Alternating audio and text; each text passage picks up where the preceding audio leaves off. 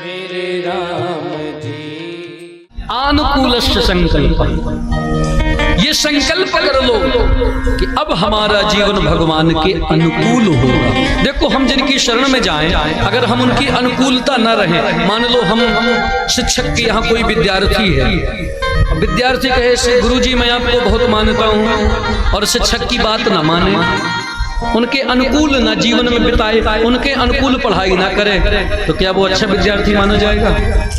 तो शरणागति का पहला सूत्र है अनुकूलस्य, अपनी अनुकूल, उनकी अनुकूलता में वो क्या चाहते हैं। भगवान ने श्रीमद् भगवद गीता में क्या कहा है, उसको जीवन में उतारो।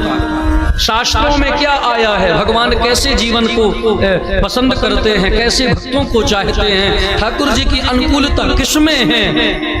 मोते अधिक गुरु जी जानी, भगवान कह रहे हैं गुरु निष्ठा, संत निष्ठा, भक्त निष्ठा, शास्त्र निष्ठा, समस्त ये भाव, ये भगवान की जब अनुकूलता। और दूसरा प्रातिकूलस्य वर्जनम, भगवान की जो प्रतिकूल हैं उनको त्याग दो। सबसे पहली बात भगवान कह रहे हैं निर्मल मन जन सो मोहि पावा, मोहि कपट छल छिद्र न भावा। तो भगवान क्या करें कि मुझको छल छिद्र कपट पसंद नहीं है, तो ये भगवान के प्रतिकूल है। तो अगर शरणागति लेना है तो जो भगवान की प्रतिकूलता है उसको छोड़ दो। कपट मत करो, द्वेष मत करो, ईर्ष्या मत करो, घृणा मत करो। अगर ये तुम्हारे जीवन में है, तुम कितने भी भगवान की शरण में चले जाना, बिल्कुल नोट कर लेना इस बात को, आप जीवन में कभी सुखी नहीं होगे। ये नीति शास्त्र में भी आया, ईर्ष्या घृणी असंतुष्ट क्रोधिनो नित्य संकितः परभाग्यो च जीवी चा षडेति दुख भागना। ये 6 प्रकार के लोग दुखी ही रहते, ईर्ष्या करने वाले, घृणा करने वाले, द्वेष करने वाले, असंतुष्ट लोग जिनके जीवन में संतोष नहीं है, क्रोधी लोग, क्रोध करने वाले, सब परभाग्योपजीवी, दूसरे के भाग्य से खा रहे हैं हमारा, ऐसे लोग दुख को प्राप्त करते हैं। और भगवान कहते हैं ये सारी क्रियाएं हमारी अनुकूल नहीं हैं, हम इन सबको, भगवान कहते हैं सब हमारे प्रतिकूल है। इसलिए पहला शरणागति का नियम, अपने आप को भगवान के अनुकूल बना लो। आजकल महाराज भगवान की शरण में जाने का जो नियम है, गुरु की शरण के माध्यम से लोग भगवान की शरणागति लेते हैं। तो शरणागति तो ले लेंगे, लेकिन उस शरणागति का पालन नहीं करेंगे।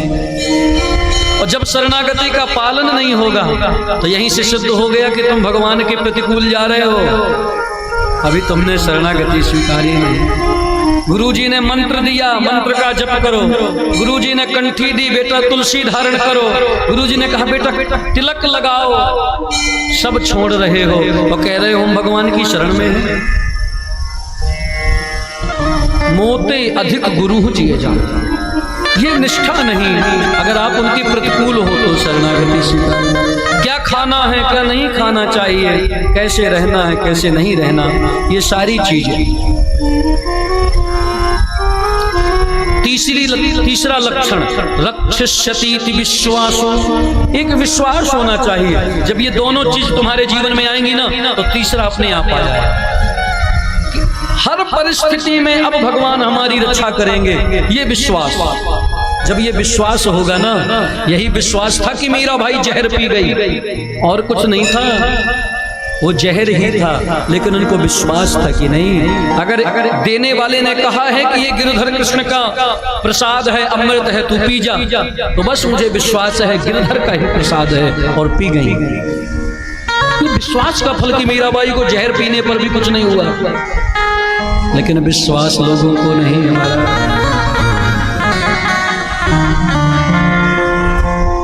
आत्मनिक्षेप, आत्मसमर्पण, और अंतिम एक बहुत अच्छा है कार्यपरिणता।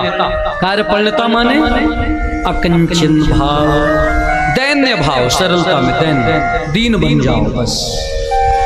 गोस्वामी तुलसीदास जी कहते हैं तू दयालु दीन हो तो दानी हो भिखारी, हो प्रसिद्ध पातकी तू पाप पुंज हर।